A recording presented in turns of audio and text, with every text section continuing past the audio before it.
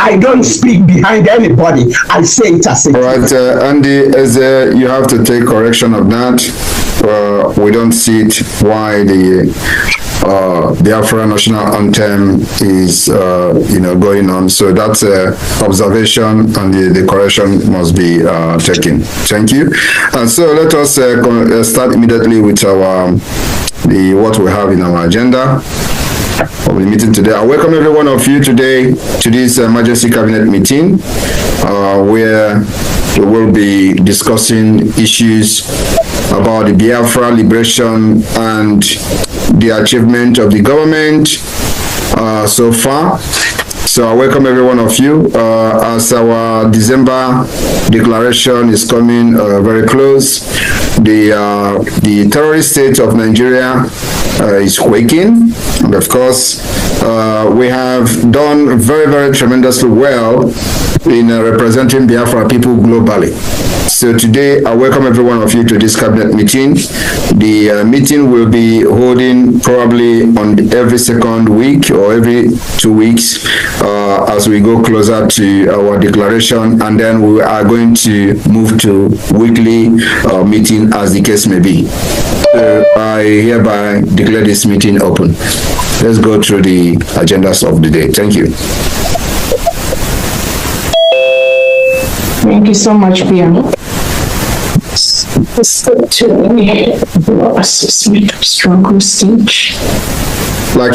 Once again, I welcome every one of you on the progress we have made so far, especially on the issue of defense. Biafra defense has been very, very strong. We're getting stronger by the day. The Biafra Liberation Army and the Biafra resistance fighters has done tremendously very well, and I will invite the Minister of Defense to also have his 2-minute briefing the cabinet. Thank you.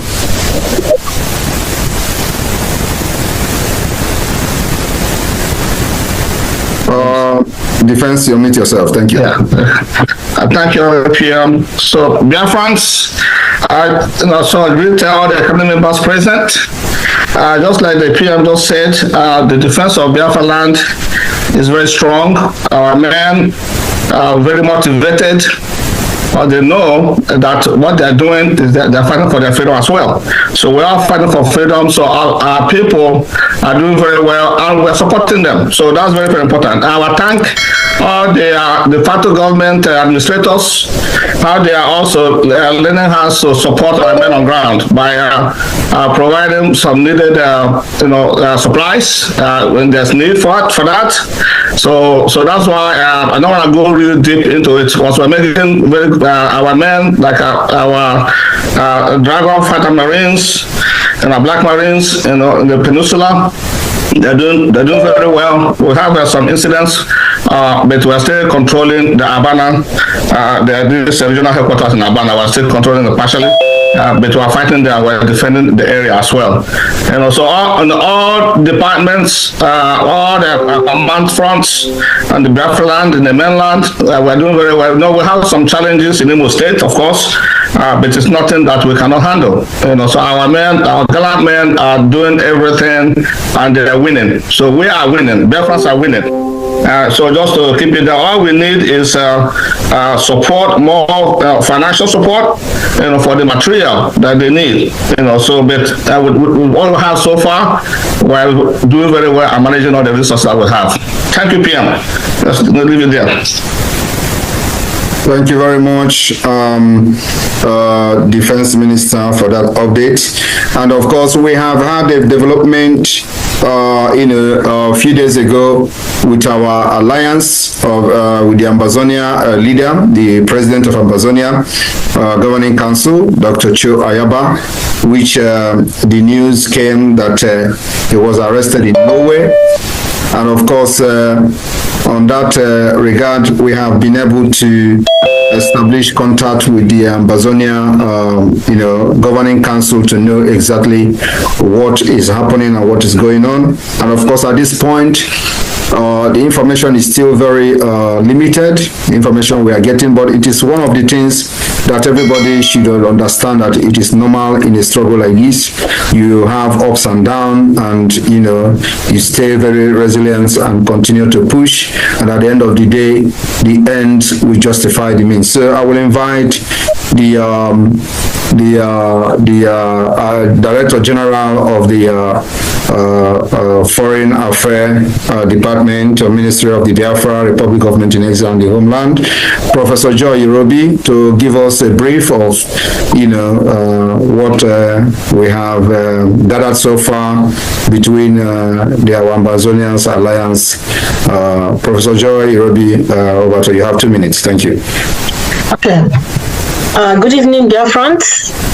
So to go straight, I had a meeting with the Ambazonia team, and it was not, they were a little bit unsure, and of course it's very understandable. A lot of things are ongoing, but it's kind of kept quiet. So what is important is that they wanted us Biafrans to speak strongly and condemn what is ongoing. And that's what we're also doing, using the social media to really speak strongly against what is ongoing, and also basically looking at the relationship between the Cameroon BIA with Switzerland and the tight relationship between Switzerland and Norway. It's all political pressure. So basically, everything is under control. So we are very close and at standby, waiting for the Ambazonia team to give us some update on what they want us to do. But it's very good that the whole of Biafrans are basically standing strong and really condemning what is ongoing. So it's I believe that this is an opportunity for Dr. Cho to actually showcase why it's very important for Ambazonians to be free. So it might look very terrible or very difficult, but without this challenge, we're not going to be free. So we see it actually as a positive thing, and this is going to end well. I want to stop here now. Thank you, PM. Thank you very much, the Director of Foreign Affairs, the Biafra Republic of Montenegro, Professor Irobi, and of course on the update from the last court appearance of the leader of indigenous people of Biafra, Ohanezendigbo.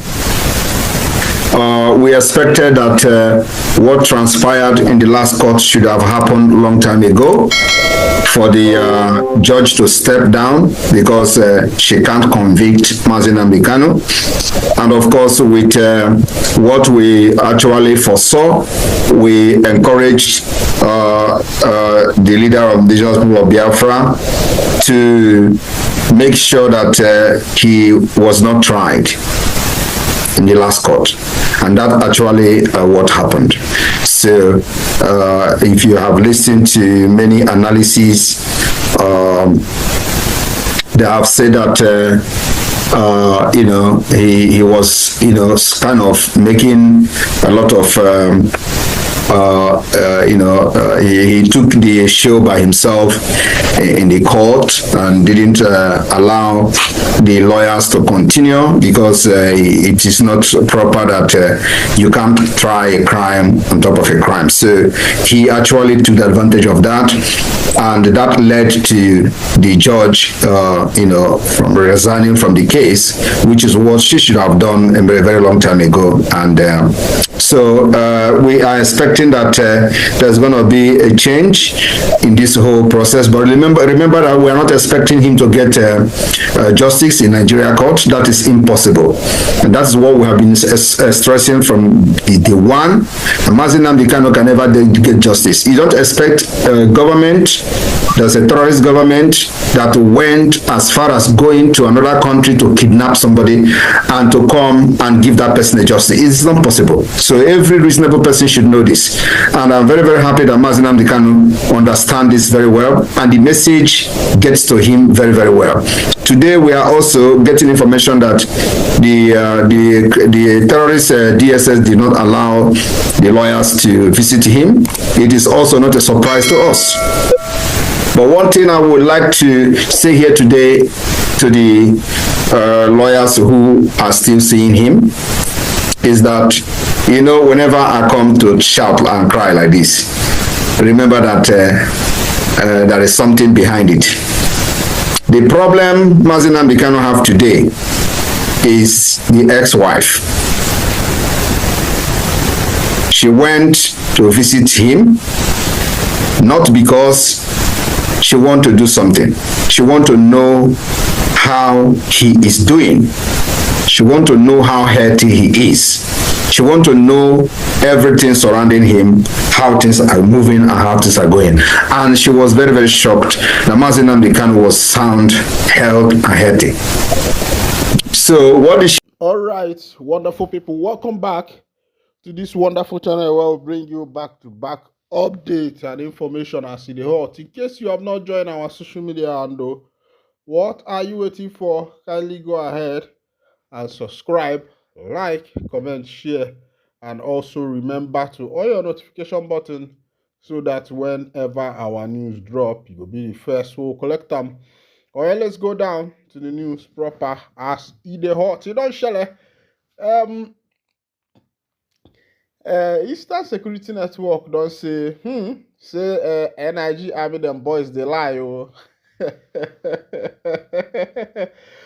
Remember, there is this publication that NIG Army them boys say that they captured a lot of ESN members in Isochi. They say no be small thing happened there, that ESN members were captured in Isochi there. Say they capture ESN members, but the IPOB member don't release a report. Let's go down to that information before we continue on other things. The indigenous people of Biafra has debunked what it described as a concocted propaganda and falsehood peddled to the public by the Nigerian army that their troops and another group known as Udoka stationed in the southeast region killed 4 IPOB and ESN member in a forest at Umuaku Isochi, Umunochi local government area of Abia State. This was contained in a statement by IPOB Media and Publicity Secretary Emma Powerful and made available to journalists in Oka on Friday. It accused the Nigerian army of committing silent genocide against innocent Biafrans in their quest to blackmail and demonize IPOB before the international community. The statement reads in part, the Nigerian army has invaded an unaccountable number of communities and villages in the southeast, murdered innocent civilians, and tagged their victim murderers on IPOB or ESN. IPOB members are not violent, nor are they terrorists. In the same way, ESN operatives have never indulged in any form of criminality, nor are involved in any destructive activities that can cause the land of Biafra and Ndigbo any harm. Instead, IPOB and ESN members have been at the forefront of providing security against the marauding Fulani terrorists against Ndigbo. One must wonder why the Nigerian government and her murderous military are against IPOB and ESN, who are deterring the Fulani's terrorist onslaught against the Igbos. According to IPOB, the recent claim of killing 4 IPOB and ESN operatives at a forest in Isochi is another lie because there was no record of confrontation between ESN and the Nigerian army. More so, ESN does not have camp in the said location. If the claim of killing 4 Igbo men and women by the Nigerian army is true, the Nigerian army has just killed innocent people. Those murdered are innocent Igbo people, That is to confirm the furthering of the silent genocide being committed by the Nigerian army against Ndigbo. The statement said IPOB further called on the Nigerian army to cease and desist from blackmailing IPOB and ESN when they kill innocent Biafran citizens. We are not criminals nor terrorists to be killed like animals, the separatist group said. All right, welcome back. This is coming from Mazi Emma Powerful, who is also the spokesperson to the indigenous people of Biafra. Meanwhile, there has been a little speculation about the issue of Emma Powerful. Some people say that Emma Powerful is not a person. That name just represents an office. That is what I heard. That name represents an office. Whereas on the ban, but meanwhile, a lot of things have been happening. Sometimes, man, I joke because I'm this kind of person that is very observant. Like the video I posted yesterday that happened in Ebonyi State.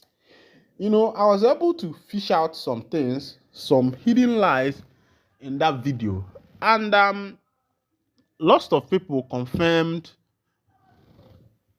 my observation. That what I observed is true, because looking at things, looking at the way those guys were holding their gun and their slogans and the rest of them, and I was wondering, these people, are they really the Biafran army? Number one is that these people claim that they chased out the anti-court crew, because on the body of that vehicle was written anti-court squad. Now, so these people ran away, left their key in the vehicle and all that. And looking at the distance that these people drove to get to the main third road, I wondered how they were able to trek from that distance to that particular location, and also how they were able to pursue these people without even us seeing these people running or something like that, because they did not come there with a car. At least because they were trekking, I don't think these people should have noticed them, and those people were in a good position to respond with fire, the anti-court. But and also looking at their gun, also those guns look like police people gun and the rest of them. But meanwhile, a lot of people did that observation too. Some people say that these people are not Biafran army, that they are maybe Asari boys, because they were saying Asawana, Asawana, Asawana. And from information I have, that Asawana is not a slogan for the Biafra army. That Asawana is a slogan for Asari boys. So I was wondering which is true, which of these is actually true, because a lot of things have been happening and we don't even know the one that is true. Today, Nigerian army will post, the other day they will say a different thing and the rest of them. And another thing I have to say is that these people shouldn't just go and be killing people anyhow. They are soldiers. They have intelligence. So carry out your intelligence.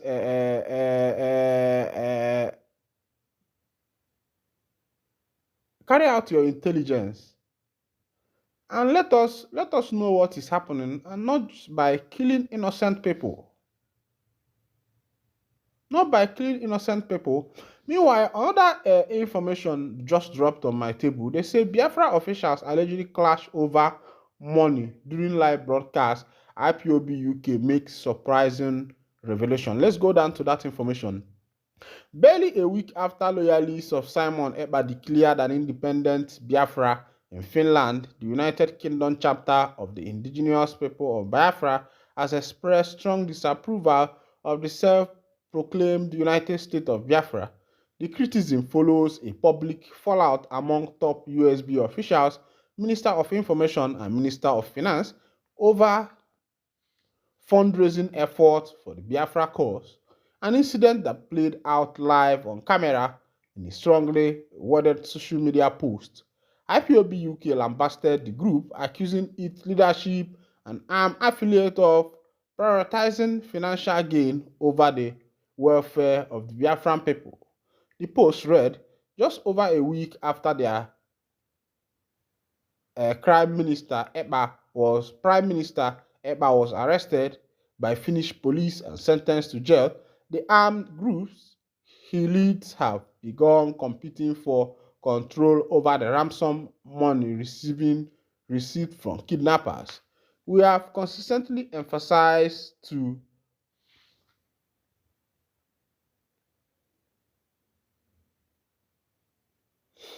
all right.